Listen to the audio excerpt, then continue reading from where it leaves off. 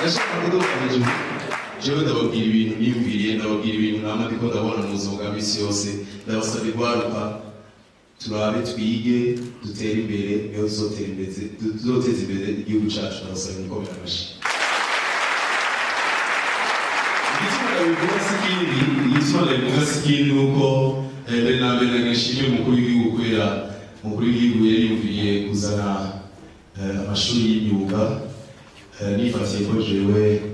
bantu b'Imana byahise byangoye gatoya narinjiye mu mwaka wa mbere ndawiga bantu b'Imana ndasubira ndawiga nukuri umuryango urafasha ndasubira ndawiga ninjira mu mwaka ugira kabiri bantu b'Imana narawize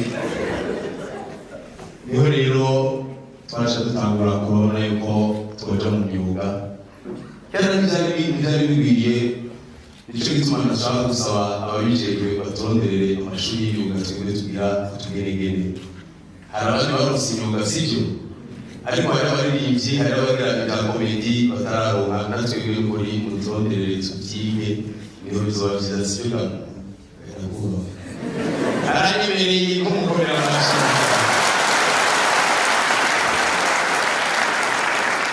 bituma nabivuze gutyo wowe ndababwira yuko ni byiza ko kwiga ubyiteza imbere kuko iyo witeje imbere uragira ubuzima bwiza sibyo murabizi mwese ndabaho urorero bwiza bwinshi umuntu atize kugira atere imbere cyane atagira amashami kugira yiteze imbere ntasa n'ujya mu bintu bifise ndabona imvugo irahinduka umuntu afise amafaranga n'imvugo irahinduka sinzi ko murabibona n'abajene bamaze gutera imbere mu kuvuga bavuga ibintu bibateza imbere ati none rero reka tuze duhure ku mugoroba turakumwe turashobora kwegeranya ubundi baruka ariko rero bajya bitakunze usanga bose bahagaze mwigara twaramuguze manchester twaramuguze n'akantu namubundi twamwiguriye ibyo bintu bihuriye mwamuguze binandesha oya nukuraba neza twiteza imbere kuko n'abantu bubatse barabizi iyo witeje imbere ukazora tangarasiyo n'umufasoni arakubaha murabizi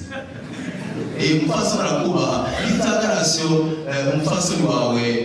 ntaguhamagara mu izina aragira ati yewe none we ihene rero biba bitakunze yewe iyo hari abantu bakorera mu inoti zibwiwe niko bimeze turategereza kwiteza imbere kugira twubahwe mu mice yose jewe umenyesha amakuru murakura amatangazo atandukanye murantunga hari amatangazo nyine wumva nyine ko uwo muntu nukuri yari yariteje imbere yagerageje ariga umuryango wa barazuza vuba n'iteka kumenyesha yuko umushinga yitavye Imana akaba amenyesheje imiryango iri ngaho mu gisagara ca Bujumbura imiryango ya Pascali imiryango ya Jideo urubanza ruzobera ngaha abari ruguru imiduga izovuga kubakira ariko rero gushubira rero iyo bitakunze neza kubera usanga bamwe barasamaye umuryango ukeneye sibiye uramenyesheje yuko yitavye Imana amaziko akabaceba uwo munsi nyene akamenyesheje ko bari ruguru baturira abantu bakunze guca mu mazi urubanza zorubategurira nyene n'abasore bikomera amashyi cyane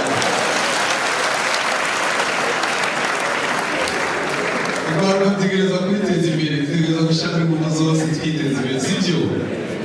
ego ni byiza cyane birandemera cyane uzabe nawe bavuga uherutse ibintu byakomeye ajyanye rero no mu mice yose ibintu tutagiye turiteza imbere nk'atari no mu bakozi b'Imana byarashizeyo hari abasinzi bakiteza imbere n'abandi kabisa eka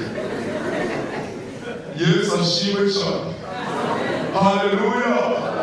uyu witeje imbere shengero ry'Imana murabona ukungene twasenze tukumbirwa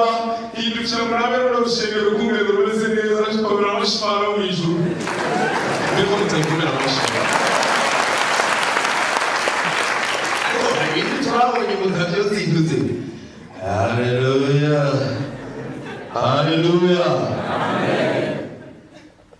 Igihugu cacu kirashobora gutsinda muri Egiputa ariko mutabaye ngo ntibizokunda.